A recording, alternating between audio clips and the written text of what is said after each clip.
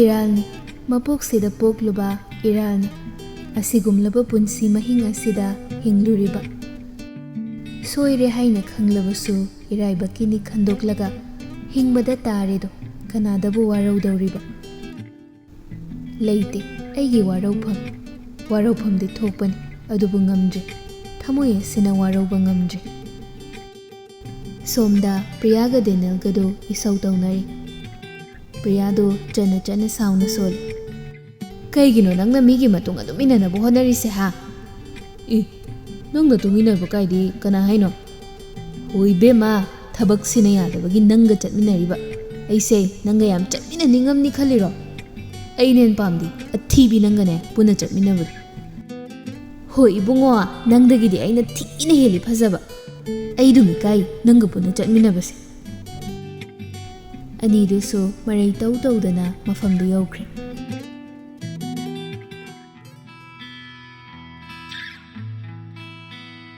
Meda amadi pibareldo pojay singdu kupna yingsilamlaba matung hospital damna lai. Makoyna yorakpada malenganbadu chanuga phamlaga wari sanaduna lairami. Thabak tawru chona chatkhraga wari un sana lairabo. Hundo ma chatkwairo phagi gi type tain toisi. Yambo nangi haunabine mina tawbu thabakta mana thadabdu tawnuko. Damalemse pothabada ngairibani. Jemeda waramlani ai coffee lauruge ngaktam phamlamu. Hoi. Noi phamamu ai habi changa yeng jen nanglaw. Anobe admit tawgudaba singdo adugi lepham-dusu taw. Hoi yambo. Machin mawpado senba thungna chatlaga yengsilam. Magi anaba matung inna magi warta lairiba singdo loina yengsili. Kupthana yam cheksina. Asumna mana cheksina yengbana mi amata aranba tawba ngamdribani. Maram asina magi company bu miyamna thajabani pamnabani. Yaisnado parina chatkrabada wakhaldo inung nungaijade ihang hangbagum phawi. Che itai chatkrene nungaijira. Kaisum tawdida ado nangna karanganda chattoino. Handaki laiba Monday sida chatlani. Nang chatkradi amoy hanghorani tawrisi. Imasu hanaga manadrabanina kaisu waningai oidre. Ai chatkrasu imana phajana yingsinhorani. Hoi, aigibudi kyam khalunuda mayam lairisini. Nangido mai paknaba kana honauko. Hotnadoini. Doctor matik chabi oidoini. Aduga chiche layingduba. Manaw nupigi wahay aduda nungsina nongche. Somda gidalga mukhigadu kolda wari sanarami. Toy mani yani haraga atopada sucheng khara lerdi luhongge muharani. Adugidi kemta waruno aina tam tawraki. Ngaibada kal nangi loina oiradabani. Itay mana soidanaba sinbidaba yadabani ko. Hoini aina phanaba loin sin aigi thabaktuda soidanaba tawro. Adugibudi aina phanaba tawragini aisu thamjaragi taima. Hoi thammo. Maikhum oblauga semba minungshina thakliba langsida thugadawre haba khangdana leiriba nupi magi punsina kari thoklagaba.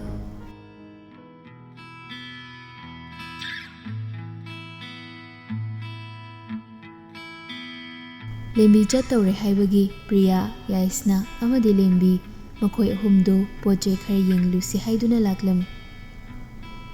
Si dukan se aina thabak tawfangi mapudo adugin podam phaban. Discount su mayam laibani law sida yengusi. Yaisna di udabanina tumin makhoigi matungda inarami.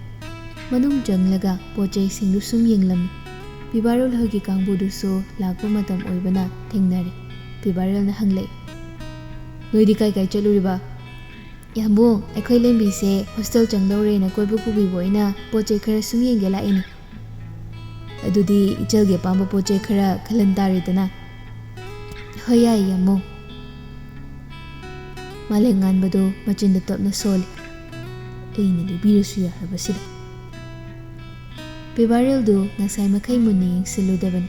Hojikta ure. Tumin hoi mai haida lepliba nupido thamoi gi khongjel helakle haifam khangdaba ihul ama faure.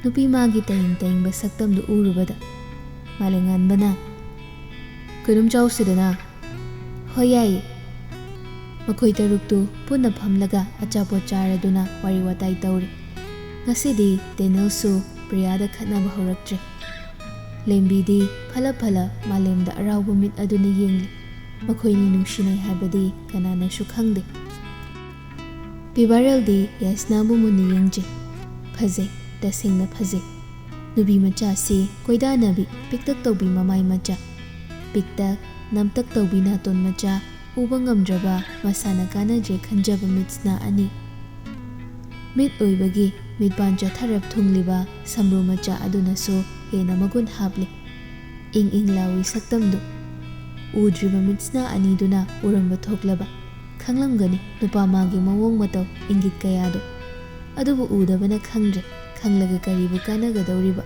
mapu palabi leirang mana Pibarel di Yasna si jelure habasi khangzadri matom ta hangze man he phawribasi nupi mabu nungsibara haina adubu thamoidi leiba ihul adu junbal wangmadi lalam asumna ngahak pullaba tungda makhoi su hanakhre ngasidi Pibarel do nokfet tawraga imung changa ami januna kaino monda ham nungaiba malida nokfet ka tawra changa ida Pibarel do chaple paga haire no halakpa yadra aise kappa lo hairo nongmata no halaktabdu da haini kaino yare ibo coffee umda semu ima hosi hoidi lohongba chatki migi lohongba da chala laire ne am solambani kuirara akhoi su kuirara wahaido hairamduna magi rumda changkhre kuino kasi khoyang bungi matawside heis maisi khangnabaga laire jala adu oidi phaine akhoi masida lona wari sadaba yadra nokfet ka tauna coffee semba changkhre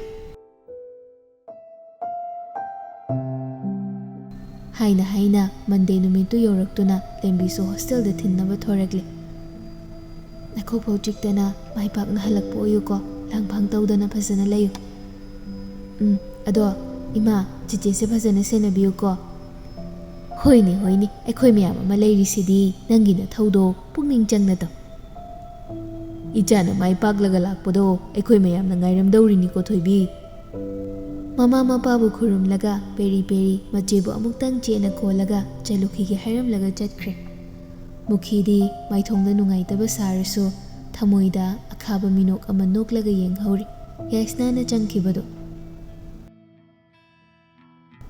somdana Riya Sir sige file se kar chamamna badong tawre amte check tawbiyuba wahaidu haiduna nupadugi manakta khara changsilak laga lepi karambano oh sira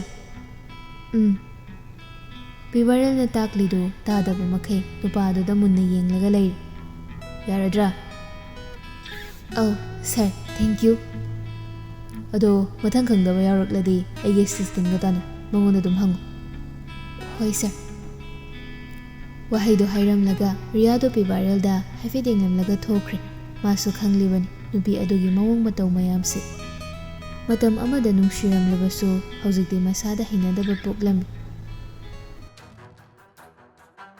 lembi chatkhiba numit manga subaga gidaldo laklami hoi mai haida Yasna gi room da changlaami Yasna do magi kada subject hatuna leiri mi ama changlakpagi makhol aduda hatu fi amana masada phat insilaga wangang lei kanano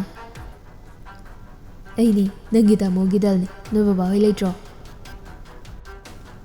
Yasna do ngai hakti pakhatlu adubu gidalni hairakpodu da phare khalaga haire tamo baba de leite imatondi maning ingkhol da leikibani nangbu mapan ga amta thokdraba chatminanaba mi leitabani thoktre nabung leirisidi aiga kok thokla lore dubu wahaidi hairakte nokpada magno inupido gidaldo Yasna gi hakchangdo kupthana hainadaba mideng aduna munna yengli tanjaduda mukhidu phachanglami haima nangla amidana awitaima tamuna ge na laini Mukhiga Gidalgado mayai kaduda phamlaga wari sane. Thabakse tahata tawba yaba nate. Kitang jingna khibada arimba tagadawri. Idi thujinba pamabani taima. Tanjaduda udoisu halaklami. Kari wari no ne noina du kupna sanaribadubo. Mukhina wari pumba tamlami. Udoina gidalda yenglaga hairaklami. Mamaldi khara wanghanba tabani. Thabaksida mai pakhalo aigi project achaubadugi share tangkhayam pigani tamoda. Udoidu nokfe tawre. Asuk tukachaba asuk phattaba thabak asi hek pokjaba mapamana tawgadawri. Adubu miyoiba amara minungsi leitraba jinda panba phauba paki masak oiba thabakni. Selgidama tungda kari oigani haiba khanthadre. Thamoi pandraba mayamarak sida hingliba mahaki laibakna kari oiba. Kari thoklagadaba yaisna nangi punsisi. Pibarel na yaisna gi maramda thigi khanba hauraklam. Malemda hangi khali adubu hangbadi tawdu. Somdana malengan ba. Kaino diba se handak marakti kaino mitaw tawida. Yening tha amuk labra kaino. Yare yare ay kaishum tawdeko. Loina mi yengsinba kankibasina. Nakandagi Daniel na. Heis ay jingnadaba ngamde. Romance di ui. Yare nathau do phasanam ta tawju chal. Malengan bana. Mi singse sing baharu budagi sausinara mi tale. Hoi chalawar silaw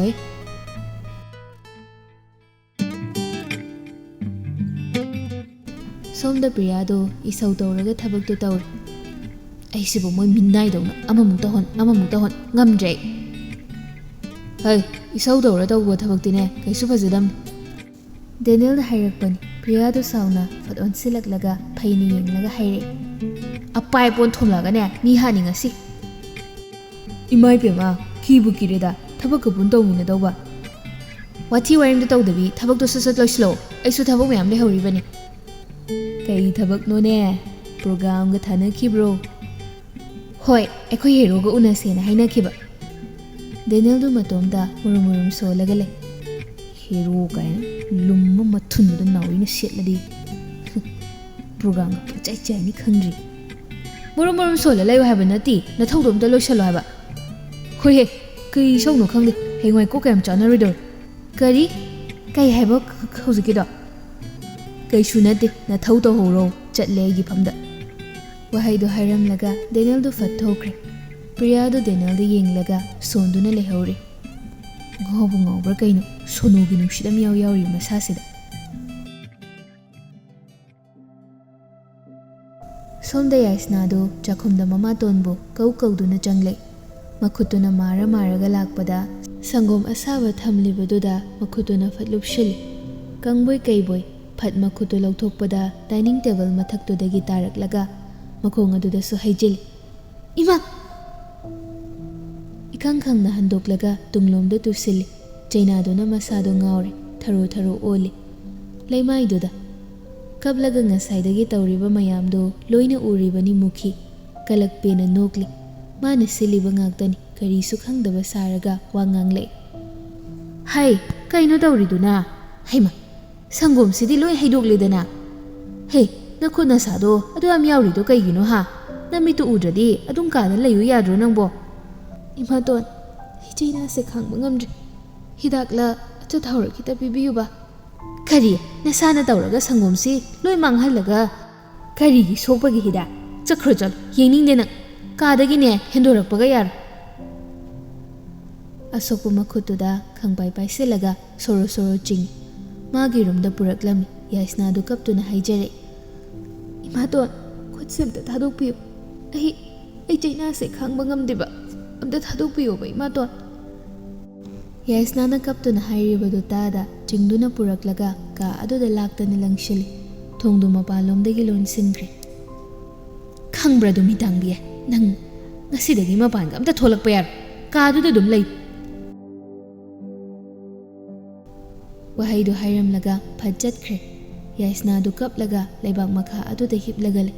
ꯃꯩꯁꯥꯒꯤ ꯆꯩꯅꯥ ꯑꯗꯨꯅ ꯍꯦꯟꯃꯟꯕꯅ ꯉꯥꯎꯔꯦ ꯋꯥ ꯉꯥꯡꯕ ꯐꯥꯎ ꯊꯣꯛꯇ꯭ꯔꯦ ꯑꯁꯥꯕ ꯑꯗꯨꯕꯨ ꯏꯪꯊꯅꯕ ꯍꯣꯠꯅꯒꯗ꯭ꯔꯥ ꯃꯨꯈꯤꯅ ꯆꯤꯡꯂꯒ ꯄꯨꯔꯛꯄꯗ E ꯊꯣꯛꯄꯒꯤ ꯆꯩꯅꯥꯕꯨ ꯈꯥꯡꯒꯗ꯭ꯔꯥ ꯌꯥꯝ ꯋꯥꯔꯦ ꯃꯁꯥꯗꯣ ꯏꯅꯧ ꯅꯧꯕ ꯎꯟꯁꯥ ꯑꯗꯨꯗ ꯈꯔ ꯀꯣꯛꯊꯕꯒꯨꯝ ꯇꯧꯔꯦ ꯌꯦꯡꯕ ꯉꯝꯗ꯭ꯔꯦ ꯃꯇꯧꯗꯣ ꯃꯨꯈꯤꯗꯣ ꯑꯃꯨꯛ ꯂꯥꯛꯂꯒ ꯃꯣꯂꯣꯝ ꯑꯃ ꯐꯠ ꯂꯪꯁꯤꯜꯂꯒ ꯍꯥꯏꯔꯛꯑꯦ ꯑꯗꯨ ꯇꯩꯁꯤꯜꯂꯒꯅꯦ ꯐꯕ꯭ꯔꯥ ꯌꯦꯡꯉꯨ ꯐꯠꯇ꯭ꯔꯒꯅꯅꯦ ꯁꯤꯒꯦ ꯁꯤꯖꯈ꯭ꯔꯣ ꯌꯥꯏꯁꯅꯥꯗꯣ ꯃꯥꯔꯒ ꯃꯣꯂꯣꯝ ꯃꯦꯠꯂꯒ ꯑꯁꯣꯛꯄꯗꯨꯗ ꯇꯩꯁꯤꯜꯂꯤ ꯆꯩꯅꯥꯗꯨꯗ ꯃꯃꯤꯗꯨ ꯆꯦꯖꯦꯠ ꯎꯏꯁꯤꯜꯂꯤ ꯄꯤꯁꯨ ꯂꯦꯞꯇꯅ ꯁꯤꯟꯊꯩ ꯑꯎꯕ ꯀꯅꯥꯅ ꯎꯔꯗꯤ ꯊꯃꯣꯏ ꯀꯥꯏꯕ ꯃꯇꯧꯅꯤ ꯃꯤꯠꯁꯨ ꯎꯗ꯭ꯔꯕꯤ ꯃꯥꯅ ꯇꯧꯔꯤꯕ ꯃꯇꯧꯁꯤ ꯃꯃꯥꯏ ꯃꯃꯤꯠꯇꯨ ꯍꯨꯃꯥꯡꯅꯤ ꯄꯤꯔꯥꯡꯅꯤ ꯏꯆꯣꯠ ꯆꯣꯠꯂꯤ ꯁꯣꯔ ꯊꯕꯦꯠ ꯍꯣꯜꯂꯒ ꯑꯁꯥꯕꯗꯨ ꯈꯔ ꯏꯪꯊꯔꯛꯄꯗꯨꯗ ꯐꯃꯨꯡꯗꯨꯗ ꯉꯥꯊꯗꯨꯅ ꯑꯣꯛ ꯈꯣꯡꯅ ꯀꯞꯂꯝꯃꯤ ꯊꯃꯣꯏ ꯄꯥꯟꯗꯕ ꯃꯤꯑꯣꯏꯕ ꯃꯔꯛꯁꯤꯗ ꯌꯥꯝ ꯇꯣꯟꯊꯅ ꯍꯤꯡꯂꯤꯕ ꯃꯍꯥꯛ ꯑꯁꯤꯒꯤ ꯑꯋꯥꯕ ꯇꯥꯡꯀꯛ ꯑꯗꯨ ꯅꯧꯍꯧꯅꯅ ꯑꯃꯨꯛ ꯌꯧꯔꯛꯂꯤ ꯃꯥꯡꯗꯁꯨ ꯂꯥꯡ ꯇꯨꯡꯗꯁꯨ ꯇꯦꯟ ꯆꯦꯟꯐꯝ ꯂꯩꯔꯛꯇ꯭ꯔꯦ ꯍꯥꯏꯅ ꯈꯜꯂꯗ꯭ꯔꯥ ꯋꯥꯔꯦ ꯍꯥꯏꯗꯨꯅ ꯄꯣꯊꯥꯕꯁꯨ ꯌꯥꯗ ꯅꯣꯡꯗꯝ ꯃꯃꯥꯅ ꯂꯦꯞꯂꯛꯄ ꯂꯥꯏꯕꯛꯅ ꯀꯔꯤ ꯑꯣꯏꯔꯛꯀꯗꯧꯔꯤꯕ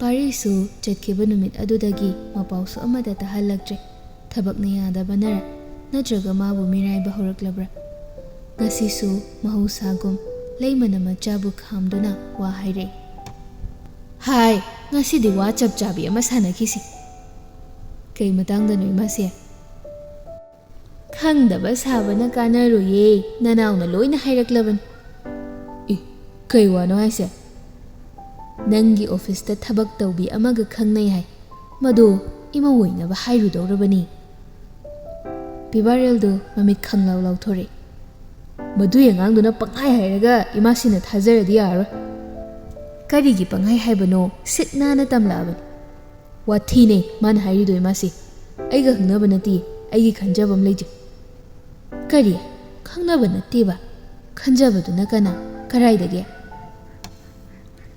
ꯇꯟꯖꯥꯗꯨꯗ ꯗꯦꯅꯦꯜꯗꯨ ꯏꯁꯩ ꯉꯪꯂꯒ ꯆꯪꯂꯛꯏ ꯏꯃꯥꯁꯦ ꯒꯨꯗ ꯃꯣꯔꯅꯤꯡ ꯀꯩꯅꯣ ꯑꯌꯨꯛꯁꯤꯗ ꯀꯩ ꯗꯤꯁꯀꯁꯟꯅꯣ ꯇꯧꯕꯤꯔꯝꯂꯤꯁꯤꯕꯨ ꯃꯌꯥꯝꯅ ꯅꯪ ꯏꯃꯥꯁꯤꯗ ꯀꯔꯤ ꯍꯥꯏꯕ ꯀꯔꯤ ꯀꯔꯝꯕ ꯋꯥꯐꯝ ꯑꯣꯏꯔꯕꯅꯣ ꯅꯅꯥꯎ ꯅꯪꯕꯨ ꯉꯔꯥꯡ ꯅꯈꯣꯏ ꯑꯃꯨꯡꯁꯦ ꯃꯣꯏꯒꯤ ꯑꯣꯐꯤꯁꯀꯤ ꯅꯨꯄꯤ ꯑꯃꯒ ꯈꯪꯅꯩ ꯍꯥꯏꯗꯥꯏꯅꯦ ꯑꯗꯨꯕꯨꯗꯤ ꯈꯪꯅꯕꯅꯤ ꯀꯩꯅꯣ ꯑꯩꯅ ꯀꯥꯏꯗ ꯈꯪꯅꯔꯤꯕ ꯍꯥ ꯏꯁ ꯑꯣꯐꯤꯁꯇꯒ ꯈꯪꯅꯗꯕ ꯇꯥꯛꯅꯔꯤꯗꯨꯗꯤ ꯄꯨꯟꯅꯒ ꯆꯠꯃꯤꯟꯅꯩꯗꯨꯗꯤ ꯑꯗꯨꯕꯨ ꯅꯨꯡꯁꯤꯅꯗꯦ ꯍꯥꯏꯒꯦꯔꯣ ꯀꯔꯤ ꯑꯁꯤ ꯍꯥꯏꯔꯒ ꯗꯦꯅꯦꯜꯕꯨ ꯐꯨꯒꯦ ꯇꯧꯔꯛꯑꯦ ꯗꯦꯅꯦꯜꯗꯨ ꯂꯩꯃꯒꯤ ꯃꯔꯨꯝꯗ ꯂꯣꯠꯂꯒ ꯏꯃꯥꯁꯦ ꯌꯥꯃꯨꯡꯁꯦ ꯅꯣꯛꯐꯦ ꯀꯗꯨꯝ ꯇꯧꯕꯅꯤ ꯃꯇꯣꯝꯗ ꯑꯩꯅ ꯅꯣꯏꯗꯨꯗꯤꯅꯦ ꯃꯔꯝ ꯑꯃꯒꯤ ꯑꯣꯏꯔꯝꯃꯣꯏ ꯏꯃꯥꯁꯦ ꯌꯥꯃꯨꯡꯒꯤꯁꯦ ꯃꯗꯨꯏ ꯅꯨꯄꯤꯗꯨ ꯅꯨꯡꯁꯤꯕ ꯑꯣꯏꯔꯝꯅꯤ ꯃꯁꯛꯇꯣ ꯌꯥꯝ ꯊꯤꯅ ꯐꯖꯕꯅꯤ ꯃꯁꯤꯗ ꯍꯥꯠꯂꯒꯦꯗ ꯑꯁꯤ ꯍꯥꯏꯔꯒ ꯗꯦꯅꯦꯜꯕꯨ ꯀꯣꯏꯇꯥꯟ ꯇꯥꯟꯅꯩ ꯑꯃꯗꯨꯁꯨ ꯀꯣꯏꯆꯦꯟ ꯆꯦꯜꯂꯤ ꯈꯪꯖꯗ꯭ꯔꯦꯗ ꯅꯣꯏ ꯋꯥꯔꯤꯁꯦ ꯀꯣꯛꯀ ꯉꯥꯎꯖꯩꯗ ꯑꯩ ꯅꯨꯃꯤꯠ 4ꯅꯤ ꯁꯨꯔꯛꯂꯦ ꯌꯥꯏꯁꯅꯥꯗꯣ ꯀꯥ ꯃꯅꯨꯡꯗ ꯐꯥꯖꯤꯜꯂꯒ ꯊꯝꯕ ꯆꯥꯛꯁꯨ ꯃꯕꯨꯛ ꯊꯟꯅ ꯄꯤꯖꯕꯤꯗꯦ ꯑꯔꯦꯝ ꯑꯄꯥ ꯈꯔ ꯊꯅꯝꯂꯒ ꯍꯦꯛꯇ ꯆꯠꯈꯤ ꯃꯃꯤꯠꯁꯨ ꯎꯗꯕꯅ ꯏꯁꯤꯡ ꯈꯔ ꯊꯛꯆ ꯆꯥꯛ ꯃꯔꯨ ꯈꯔ ꯆꯥꯔꯒ ꯂꯦꯜꯂꯝꯃꯤ ꯃꯨꯈꯤꯗꯨ ꯄ꯭ꯔꯞ ꯂꯥꯛꯂꯒ ꯑꯆꯥꯄꯣꯠ ꯈꯔ ꯂꯪꯁꯤꯜꯂꯒ ꯍꯥꯏꯔꯛꯏ ꯍꯦ ꯃꯁꯤ ꯄꯤꯕꯤꯔꯤꯕꯁꯦ ꯈꯔꯁꯤ ꯆꯥꯔꯒ ꯃꯅꯥ ꯃꯅꯤꯡ ꯅꯥꯏꯗꯕꯤ ꯂꯩ ꯀꯩꯒꯨꯝꯕ ꯂꯣꯟꯅꯒ ꯆꯠꯅꯕ ꯍꯣꯠꯅꯔꯝꯃꯕ ꯑꯩꯅ ꯀꯩꯗꯧꯒꯤ ꯌꯦꯡꯉꯨꯅ ꯌꯥꯏꯁꯅꯥꯗꯣ ꯀꯞꯅ ꯃꯃꯥꯇꯣꯟꯗ ꯈꯨꯠ ꯂꯣꯟꯅꯗꯨꯅ ꯍꯥꯏꯖꯔꯛꯏ ꯏꯃꯥꯇꯣꯟ ꯑꯩꯕꯨ ꯑꯁꯨꯝꯅ ꯊꯝꯕꯤꯒꯅꯨ ꯑꯩ ꯆꯠꯈ꯭ꯔꯣ ꯍꯥꯏꯔꯕꯁꯨ ꯏꯁꯥ ꯏꯇꯣꯝꯇ ꯆꯠꯈ꯭ꯔꯒꯦ ꯑꯩꯕꯨ ꯁꯨꯃꯥꯏꯅ ꯊꯝꯕꯤꯒꯅꯨ ꯏꯃꯥꯇꯣꯟ ꯀꯔꯤ ꯅꯪꯒꯨꯝꯕꯅ ꯑꯩꯒꯤ ꯆꯤꯟꯊꯛꯇ ꯈꯨꯝꯕꯒ ꯁꯥꯔꯗꯅ ꯋꯥꯗꯣ ꯍꯥꯏꯔꯒ ꯄꯔꯞ ꯆꯪꯁꯤꯜꯂꯤ ꯌꯥꯏꯁꯅꯥꯒꯤ ꯁꯥꯡꯂꯕ ꯃꯁꯝ ꯑꯗꯨꯕꯨ ꯐꯣꯏꯔꯒ ꯇꯣꯡꯂꯤꯕ ꯁꯦꯟꯗꯜ ꯑꯗꯨ ꯂꯧꯊꯣꯛꯇꯨꯅ ꯃꯃꯥꯏ ꯃꯃꯤꯠ ꯈꯪꯗ ꯊꯥꯖꯤꯜꯂꯤ ꯈꯪꯕ꯭ꯔꯥ ꯅꯪ ꯈꯪꯕ꯭ꯔꯕ ꯅꯪ ꯌꯥꯏꯁꯅꯥꯗꯣ ꯀꯞꯇꯨꯅ ꯃꯃꯥꯏꯗꯨ ꯈꯟꯖꯤꯜꯂꯒ ꯏꯃꯥꯇꯣꯟ ꯑꯩ ꯂꯥꯜꯂꯦ ꯑꯩ ꯃꯇꯨꯡ ꯑꯃꯨꯛ ꯍꯟꯅ ꯆꯠꯀꯦ ꯍꯥꯏꯔꯣꯏ ꯏꯃꯥꯇꯣꯟ ꯑꯩ ꯂꯥꯜꯂꯦꯕ ꯃꯁꯥꯗꯣ ꯊꯔꯣ ꯑꯣꯜꯂꯤ ꯃꯃꯥꯇꯣꯟꯅ ꯐꯥꯔꯤꯕꯗꯨ ꯅꯥꯟꯊꯣꯛꯂꯒ ꯀꯥꯒꯤ ꯀꯥꯆꯤꯟ ꯑꯗꯨꯗ ꯆꯪꯁꯤꯜꯂꯒ ꯇꯥꯁꯤꯟꯗꯨꯅ ꯀꯞꯂꯒ ꯂꯩ ꯃꯇꯨꯡ ꯃꯅꯥꯎ ꯀꯥꯒꯤ ꯃꯄꯥꯟ ꯊꯣꯛꯀꯦ ꯍꯥꯏꯕꯗꯅꯦ ꯅꯪꯕꯨ ꯀꯥꯁꯤꯒꯤ ꯃꯅꯨꯡꯗ ꯃꯩ ꯊꯥꯔꯒ ꯍꯥꯠꯀꯗꯕꯅꯤ ꯌꯦꯡꯉꯨ ꯑꯩꯅ ꯋꯥꯍꯩꯗꯣ ꯍꯥꯏꯔꯝꯂꯒ ꯊꯣꯛꯈ꯭ꯔꯦ꯫ ꯌꯥꯏꯁꯅꯥꯗꯨ ꯀꯞꯂꯒ ꯂꯩꯍꯧꯔꯤ꯫ ꯗꯗꯥ, ꯅꯪ ꯑꯩ ꯂꯧꯕ ꯂꯥꯛꯎ꯫ ꯑꯩ ꯌꯥꯝ ꯋꯥꯔꯦ꯫ ꯑꯩ ꯃꯐꯝꯁꯤꯗ ꯂꯩꯕꯗ ꯍꯤꯡꯒꯅꯤ ꯍꯥꯏꯕ ꯊꯥꯖꯗ꯭ꯔꯦ꯫ ꯑꯩ ꯌꯥꯝ ꯀꯤꯔꯦ ꯗꯗꯥ꯫ ꯃꯨꯈꯤꯅ ꯐꯨꯕꯤꯔꯝꯕꯒꯤ ꯃꯁꯝ ꯃꯅꯥꯗꯨꯁꯨ ꯏꯐꯥ ꯐꯥꯔꯦ꯫ ꯃꯃꯥꯏ ꯃꯃꯤꯠꯇꯨꯁꯨ ꯗꯥꯛꯀꯤ ꯗꯥꯛ ꯉꯥꯛꯇ ꯉꯥꯏꯔꯛꯂꯤ꯫ ꯁꯪꯒꯣꯝ ꯑꯁꯥꯕꯅ ꯍꯩꯖꯤꯟꯈꯤꯕ ꯃꯐꯝ ꯑꯗꯨꯁꯨ ꯏ ꯂꯣꯏꯅ ꯊꯣꯛꯂꯤ꯫ ꯆꯩꯅꯥ ꯃꯌꯥꯝꯗꯨ ꯈꯥꯡꯂꯒ ꯀꯞꯂꯤ꯫ ꯍꯤꯛ ꯍꯤꯛ ꯆꯤꯡꯗꯨꯅ ꯀꯥꯆꯤꯟ ꯑꯗꯨꯗ꯫ ꯃꯃꯥꯇꯣꯟꯅ ꯑꯁꯨꯛ ꯇꯝꯊꯤꯕ ꯁꯛꯂꯣꯟ ꯑꯃ ꯑꯣꯜꯂꯛꯀꯅꯤ ꯍꯥꯏꯕ ꯈꯜꯂꯨꯗꯕꯅꯤ꯫ ꯀꯅꯥꯒꯨꯝꯕ ꯑꯃ ꯑꯣꯏꯔꯕꯗꯤ ꯃꯁꯥ ꯃꯇꯣꯝꯗ ꯑꯔꯣꯏꯕ ꯐꯤꯔꯦꯞ ꯂꯧꯈꯤꯗꯨꯅ ꯄꯨꯟꯁꯤ ꯑꯗꯨ ꯂꯣꯏꯁꯤꯟꯈꯤꯕ ꯌꯥꯏ꯫ ꯑꯗꯨꯕꯨ ꯌꯥꯏꯁꯅꯥꯗꯤ ꯃꯃꯤꯠ ꯎꯗ꯭ꯔꯕꯁꯨ ꯑꯁꯥ ꯑꯃ ꯂꯩꯕꯅ ꯑꯈꯥꯡ ꯀꯟꯅ ꯍꯤꯡꯂꯤꯕꯅꯤ ꯉꯁꯤꯐꯥꯎ꯫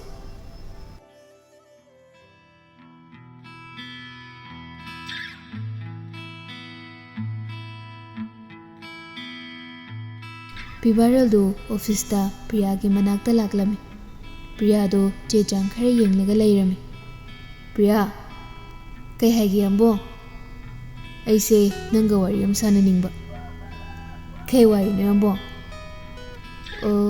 ꯑꯩꯁꯦ ꯀꯩꯅꯣꯝ ꯁꯨꯝ ꯍꯪꯒꯦ ꯇꯧꯕꯅꯤ꯫ ꯀꯩ ꯃꯇꯥꯡꯒꯤ ꯑꯣꯏꯔꯕꯅꯣ ꯌꯥꯝꯕꯣ?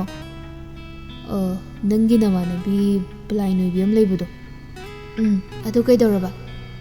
ꯑꯗꯨꯗꯣ ꯅꯪꯒ ꯂꯨꯅ ꯇꯤꯟꯅꯕ꯭ꯔꯥꯅ ꯍꯪꯒꯦ ꯇꯧꯕꯅꯤ꯫ ꯇꯤꯟꯅꯩꯌꯦ꯫ ꯃꯣꯏꯗ ꯆꯠꯀꯗꯕꯒ ꯂꯩꯔꯗꯤ ꯍꯥꯏꯔꯛꯑꯣ꯫ ꯍꯣꯏ ꯌꯥꯝꯕꯣ, ꯑꯗꯣ ꯀꯩ ꯋꯥ ꯍꯥꯏꯒꯦ ꯇꯧꯕꯒ ꯃꯥꯂꯦꯝꯉꯥꯟꯕꯗꯨ ꯐꯠ ꯂꯥꯏ꯫ ꯑꯔꯨꯕ ꯑꯃ ꯂꯩꯔꯦ, ꯍꯧꯖꯤꯛ ꯆꯠꯇꯕ ꯌꯥꯔꯣꯏ꯫ ꯃꯥꯂꯦꯝꯒꯤ ꯃꯥꯏꯊꯣꯡꯗ ꯇꯥꯔꯤꯕ ꯃꯃꯥꯏꯗꯨ ꯎꯕꯒ ꯄꯤꯁꯨꯝꯗꯨ ꯁꯨꯛꯅ ꯊꯣꯛꯃꯤꯟꯅꯈ꯭ꯔꯦ꯫